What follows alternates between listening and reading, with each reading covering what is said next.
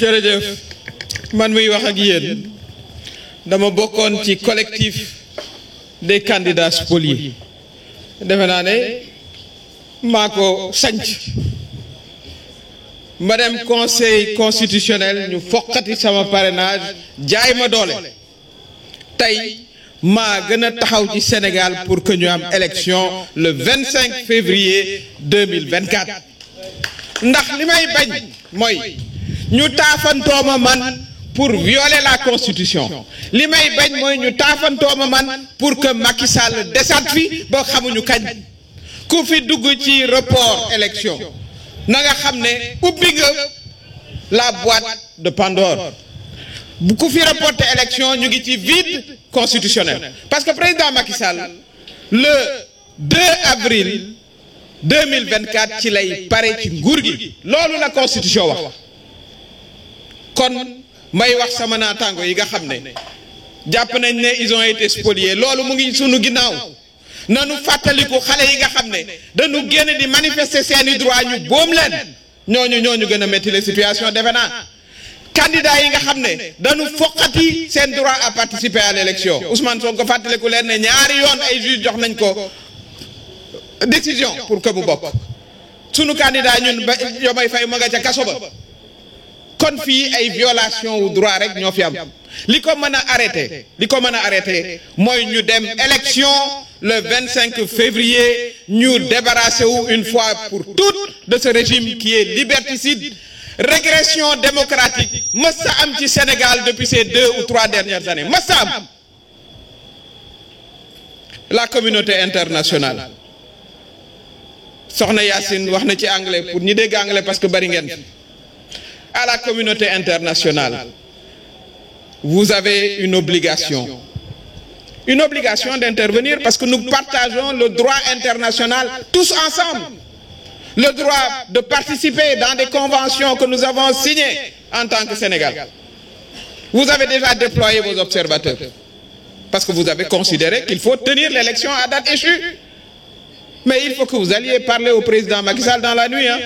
il ne sera pas accepté demain qu'il nous dise qu'il va reporter l'élection ce ne sera pas accepté par les Sénégalais nous les appelons parce que ñu nit aussi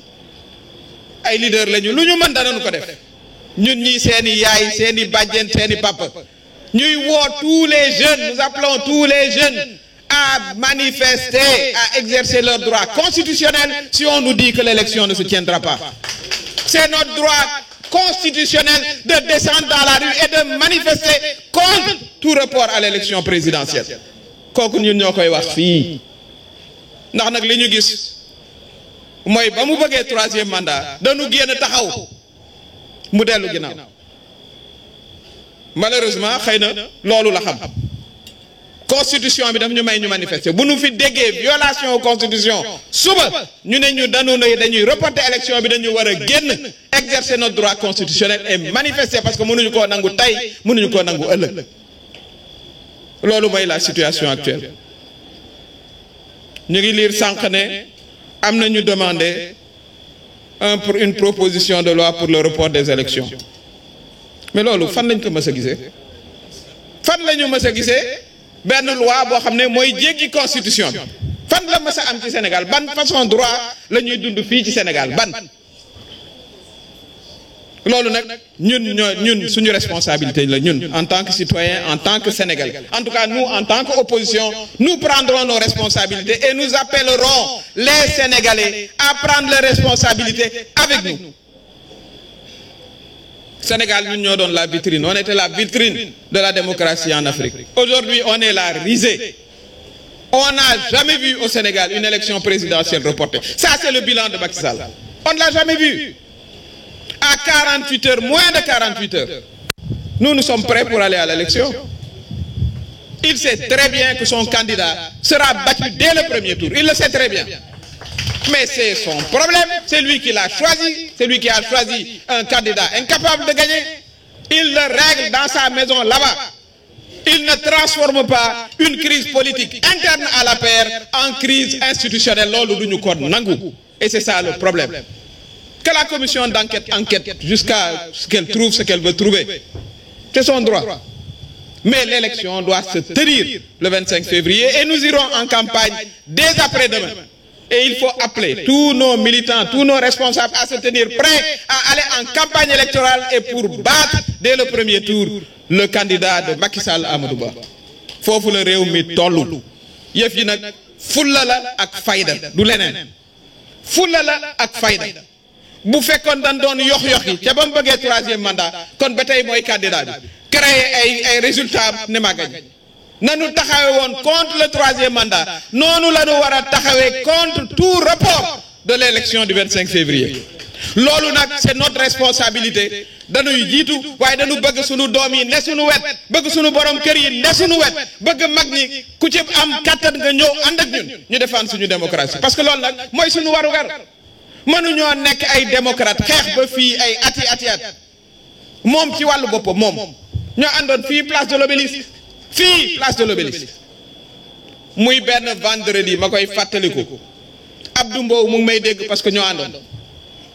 man ak Macky Sall le candidat loolu Alioune Tine mën na koo seet am ab président africain bu ñëw ne way dañoo bëgg a négocier pour ñu dàq élection bi mu bañ ba tëdd ci suuf moom ci boppam moom Macky Sall maa nga woon toog muy 48 heures avant l'élection de 2012 waaw àddina di dox ba yegg si fii moins de 48 heures ñuy wax waxu report loolu kenn mënu ko xalaat fii ci réewu Sénégal loolu duñu ko nangu tey duñu ko nangu ëllëg kooku c'est notre responsabilité ñuy appeler encore une fois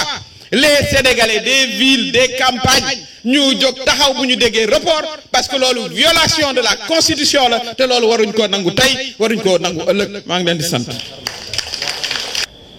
ñu fal ko 2019 mu war a def 5 ans bëggoon def troisième mandat ñu gàntal ko 5 ans yooyu Macky Sall na xam ni jeex na gasi Macky na organiser élection yi organiser ko ni mu gën a baaxee ak ni mu gën a jëkkee mu rendre le pouvoir te dem leneen lu mu jéem gàcceem rek la moo ko ciy fekk dañuy wax nag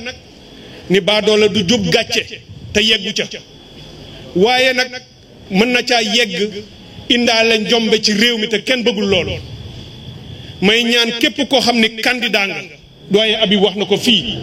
ñu ànd ak ñi nga xam ni recalé nañu leen ak ñëpp te dara jaaru ci yoon ñu joxante loxo ba askan wi xam ni ñi ko war a taxawal nañ ko parce que bu ñu taxawee dëgër ni ñu war a dëgëre ak conviction bi mu laaj Macky Sall mënul fexe ba dépassé ñu ba def li mu bëgg a def dafay nag wax nañu ko moo joué moo manipulé moo jéem a piégé ba faf mu daanu ci ndëgg sërëxu boppam Macky est tombé dans son propre piège il est temps que mu comprendre ko te duñu nangu muy ñëw fayu ko ci ginnaaw ci kaw sénégalais yi donc 25 février incha allah élection dina am te ñu ngi koy exiger comme madame le premier ministre ni mu ko waxee na ñëpp taxaw organiser wu pour aller en campagne parce que lii nga xam ne moom la ñu yëkkati muy sa projet mu ragal ko ba jàpp Ousmane Sonko tëj jàpp Bassirou Diomaye Faye candidat bi tëj na xam ne du ci am ndam tey du ci am ndam ëllëg te sénégalais yi dinañ ko gàntal incha allah donc loolu laa leen doon bëgg a wax di ñaan suñu force de sécurité damay wax rek ay kàdduy Macky Sall 2012 yu mu taxaw fii place de l'Obélisque wax leen ko ni leen xam leen ni askan wi ngeen fi nekkalu leen fi président de la république nekkalu leen fi ministre nekkalu leen fi keneen te askan wi bu ñëwee ba ci 5 ans yi nga xam ne war na jëlaat baatam pour wax li nga xam ne moom la war a wax jël baatam tabb ki ko doy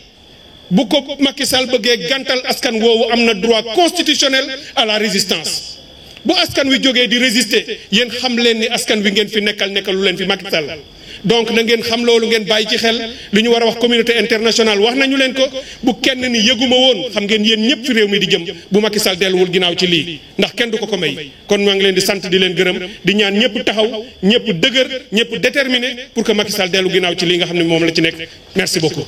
jërëjëf président.